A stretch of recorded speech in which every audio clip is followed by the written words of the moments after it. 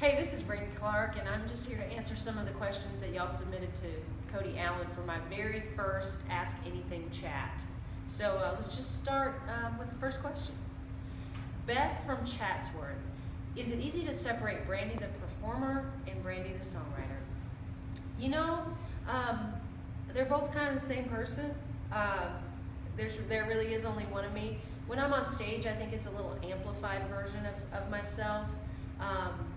But they're the songwriter and performer are pretty much the same. Leah from Nolensville. Brandy, I'm about to graduate from Belmont. I'll be alumni like you soon. How were your Belmont years? Leah, my Belmont years were great. They were the first 3 years that I lived in Nashville, and so a lot of the friends that I still have I made during those years, and I learned a lot. I learned when I first got to Belmont how far away I was from being a good songwriter and performer, and I really, really enjoyed my time there. Sarah from Fort Worth. What's the best advice you've been given? I would say that the best advice I've ever been given is to be myself, because everyone else is taken. I actually saw it on the wall of a bathroom one time, so I don't know who wrote it there, I don't know who originally said it, but thank you so much. Jeremy from Singapore. How did the title and artwork for your second record come about? Pretty dang interesting and cool, I would say. Thank you, Jeremy from Singapore. I think I know who you are. I think I've seen you on the Twitter. The artwork came about. We were discussing. I was discussing with my manager and maybe a few people at the label what we wanted for the artwork, and we had talked about a map. I didn't know it would be the cover, and a couple of the guys at the label sent us some mock-ups, and what the cover was one of those mock-ups. And I don't think he thought it was the cover, but we sure did. And I cannot for the life of me recall his name right now. I'm kind of tired. Stephen Walker. He drew that. He hand drew that. It was something he just did overnight, and it blew us all away. And so that's how the cover art came about. Alicia from Knoxville. Would you ever consider collaborating with a fan who is also a singer-songwriter? Alicia, my greatest collaborations have come from out of left field, so yes, I would. You never know where you're going to find magic. Brittany from Missouri. If you could be in a band that wasn't country, what genre would it be? Good question. You know, I think if I were going to be in a band that wasn't country, I'd have to go back in time and be in the Eagles or Crosby, Stills, Nash & Young, or Tom Petty and the Heartbreakers. I think those bands, for me, as far as bands go, those are my favorite bands. Wendy from Kodak. What is the best piece of advice Jennifer Nettles has ever given you while you have all been touring together? Well, most recently, a great piece of advice Jennifer gave me, I had put on this outfit, and I thought maybe it was a little too crazy, and Jennifer said, "You're an artist, you can wear whatever you want." So I think that's probably the best piece of advice she's ever given me. I tend to be a little conservative in my style choices sometimes, and that was a good thing for me to hear. BJ from Saginaw. How do you like being the headliner instead of being part of an ensemble? I like both things, BJ. And I think the great thing about headlining shows is that everyone who's there, even if it's a much smaller crowd than when you're a support act, everyone there is there to see you, and so they generally know every word to every song. Another great thing is we get to play a little longer, and you know, in a show where I'm a support act, I might do 2 songs acoustically, and when I'm the headliner, I might do 5. And we can just sort of go on and on and on forever, and a lot of those smaller venues are really fun also. Claire from High Point. What junk food should you not eat that you can't say no to? Ice cream. That's pretty easy. Linda from Denver. Who do you text with the most? Wow, everybody. I mean, I'm a pretty voracious texter. I didn't start out that way. I was very resistant to the iPhone. I loved a good flip phone. I used to be a major phone talker, but now with, you know, touring and visiting radio stations, I try to save my voice, so the texting comes in handy. Carolina from Jacksonville. What was your very first song about? My very first song was about heartbreak, and I was about, 9 years old, so I didn't even know what that was yet, but I had seen the movie Sweet Dreams and Coal Miner's Daughter and loved all those songs about heartbreak and thought that's what I needed to write about. So so I don't remember it. I think it was called Pieces of Heart, if I remember correctly. And I could still hum it for you, but I'm not gonna. Mary Elena from Nashville. What is your writing process? Do lyrics come first or music? Usually what comes first to me is an idea, an overall conceptual idea, and then a lot of times the lyric will come first, but I feel like when it's the best, they both sort of come together at once, like a great, like peanut butter and jelly, I guess. They just kind of come all at once. And if I'm by myself, then they come to me all at once. If I'm collaborating, maybe something that someone else has said sparks something in me musically or vice versa. Elizabeth from Elizabethtown. What song do you connect with most on your new album? That's a really good question. Probably the last song, Since You've Gone to Heaven. That song started out as an idea I had after my dad passed away and the 9/11, the attacks on our country had happened, and I thought, wow, since my dad has died, the world has just gone to hell. And even though most of that song, that's just the grain of truth that song started with.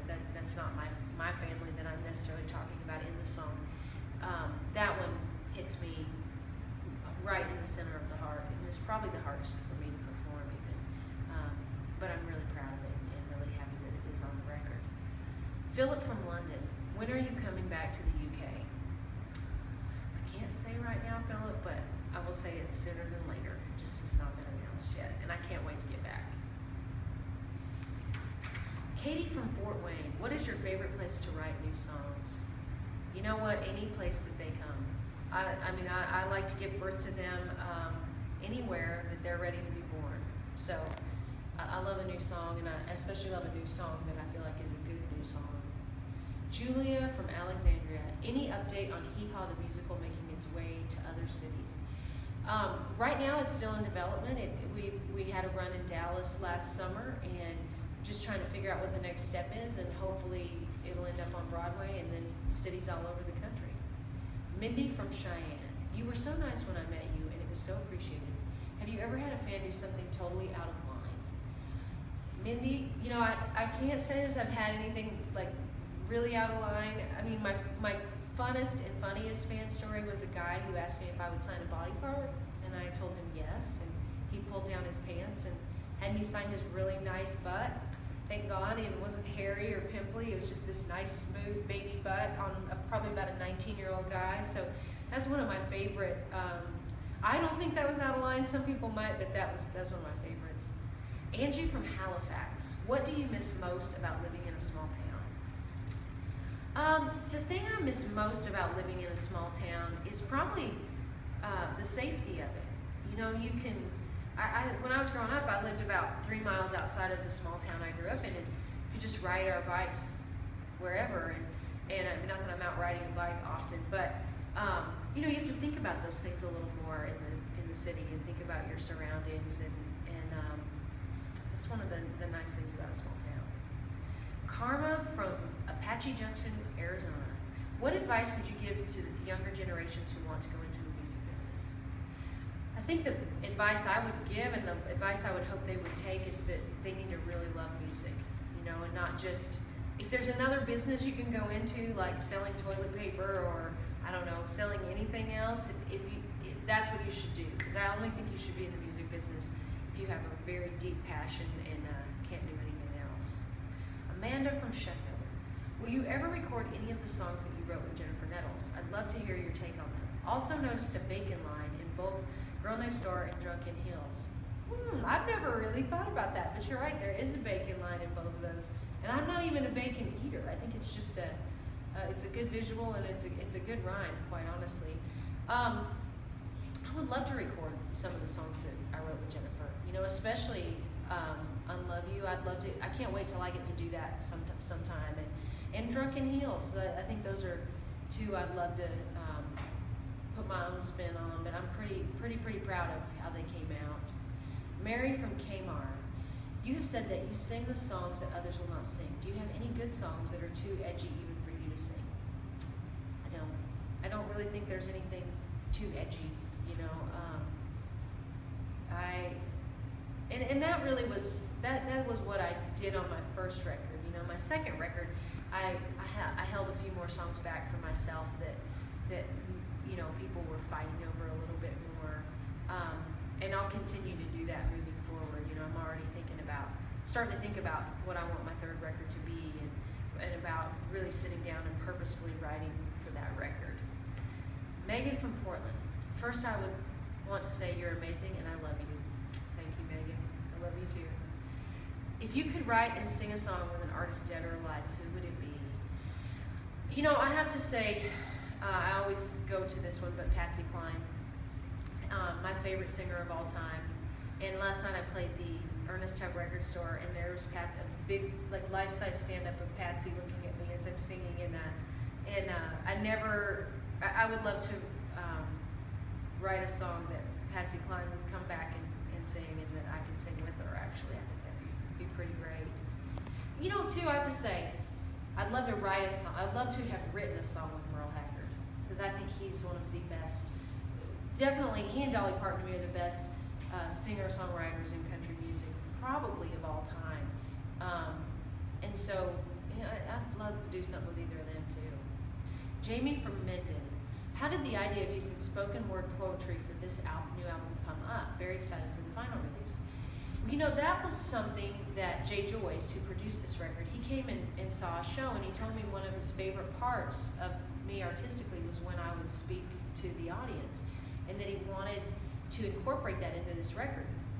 And at the time, I just didn't know. I thought that would maybe come across as a little bit cheesy, and because I was thinking he was talking about, you know, when I would talk to the crowd and be like, hey, get up on your feet, all that kind of stuff that we do when we're playing live. But he had the idea. He said, why don't you write down some things about your hometown that we could, you know, just sort of weave a little story in and out. And I'm really glad that he wanted to do that, because it's one of the parts of this record that I'm most excited for people to hear.